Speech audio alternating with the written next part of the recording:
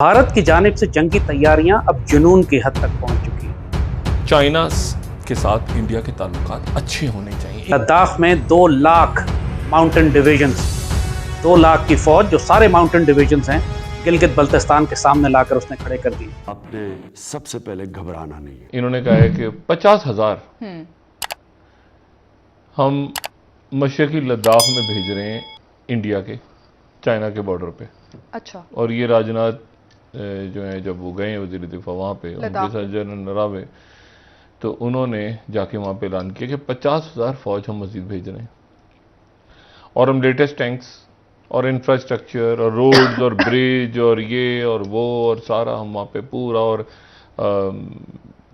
Kerosene oil 1 lakh kilo tonne शायद या उससे भी ज़्यादा, राशन, और पूरा सर्दियों के लिए पूरी जंग की तैयारी है, बड़ी जंग की तैयारी चाइना के साथ। अल्लाह करे कि मेरा तजिया गलत हो और दुश्मन का ऐसा कोई इरादा ना हो और वो सिर्फ अपना पैसा खर्च करने के लिए हवाई तरबियत कर रहा हो, लेकिन ज़ाहिरन ऐसा लगता नहीं है।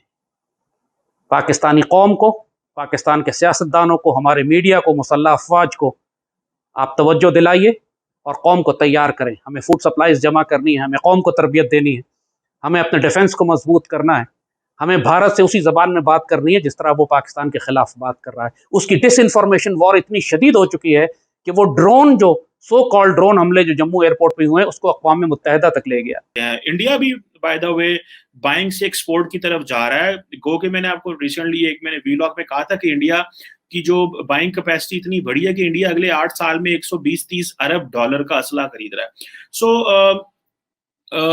तो ये एक चीज है जिसके लिए जो पाकिस्तान के लिए भी परेशानी है कि क्या हमने क्या करना। इस वक्त इनको किसकी बद्दुआ लगी है कि इतनी खौफनाक जंगी तैयारियां कर रहे हैं? किसके लिए? ये चीन के खिलाफ नहीं है। इनकी डिसइंफॉर्मेशन और प्रोपेगेंडा ये है कि हम चीन के खिलाफ तैयारियां कर रहे हैं, लेकिन चीन के खिलाफ तैयारियां इनको राजस्थान के डेजर्ट में क्यों करनी है? अगर इंडिया को देखा जाए इस हवाले से, जो इंडिया है उसने अपनी जो मार्केट है, अपनी जो वेपन्स प्रोक्योरमेंट है, उसको बड़ा ऑटोनोमस रखने की कोशिश की है। इसका मतलब यह है कि अब हम सीख रहे हैं कि चाइना 10 जगह कंफ्यूजन करके रखता है और फिर सडनली एक जगह आ जाता है। इससे मुझे सीख मिलती है कि कोई पता नहीं अगला स्टैंड ऑफ कहीं वो अरुणाचल में ना करे, क्योंकि आज तक उसने किया नहीं।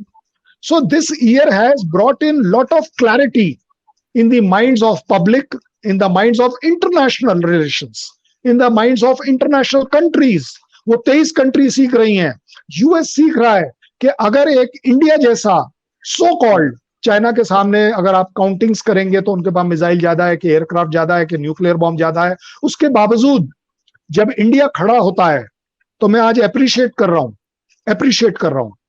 चाइना भी जिम्मेदारी से खड़ा होता है कि वो आप और हमारे बीच में जो डिस्प्यूट होते हैं तो एकदम से न्यूक्लियर बॉम्ब आ जाता है, पाव वाला भी आ जाता है, 100 ग्राम वाला भी आ जाता है।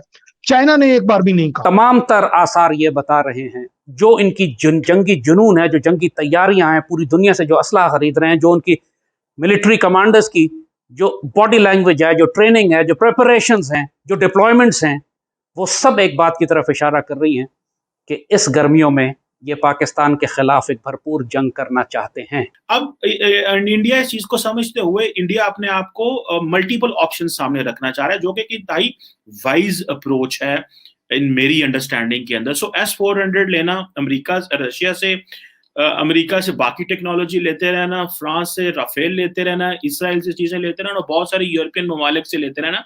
बल्कि मैंने तो ये भी सुना है कि इंडियंस जो है वो दे आर स्मार्ट इनफ कि वो जहां जाते हैं, और ये मेरे फर्स्ट हैंड सोर्सेज हैं, दिस इज नॉट, मैंने कहीं पढ़ा नहीं है, मुझे आई हैव बीन टोल्ड कि इंडियंस जो है वो यूरोपियन मार्केट्स में ये कहते हैं, जो जहां से ये वेपन्स खरीदते हैं, कि अगर आपने पाकिस्तान को कोई वेपन्स दिए तो फिर हम आपसे नहीं खरीदेंगे। सो इस हद तक इंडिया जो है वो मार्केट के ऊपर मोनोपोली कर रहा है कि India is such a serious buyer.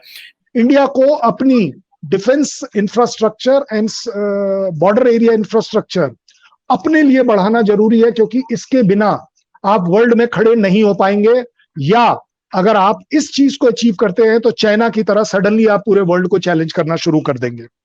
ये जो इंडिया को तरफ हम भी गर्व करते थे कि पंचशील वाले लोग हम हैं, आई थिंक हमको इस एटीट्यूड को सिचुएशनल रखना पड़ेगा। अगर पाकिस्तान के कमर चीमा साहब मेरे से अच्छे से बात कर रहे हैं तो मैं अच्छे से करूं, और अगर माँ बहन भाई पर बात आ जाए तो एक दिन उस पर भी खुल लेंगे। तो ये जो डायनेमिक होना बहुत जरूरी है कि अगर चाइना ने आंख दिखाया है तो at what cost I don't know, but मुझे वो आंख दिखानी पड़ेगी चाइना को कि sir I am very sorry, I have called you sir, was my mistake, you are a bloody clown. चल रहे हैं भारत के चीन के साथ, तो आपको क्या लगता है कि चीन को भी अपनी मिलिट्री को स्ट्रॉन्ग करना चाहिए? वेल, भारत की या इंडिया की मिलिट्री तो वैसे ही बहुत स्ट्रॉन्ग है, we all know that, due to the country soldiers and इनकी जो पॉपुलेशन है उसके हिसाब से they are very strong. And China के हिसाब से बात कर, China is getting strong but not that strong right now.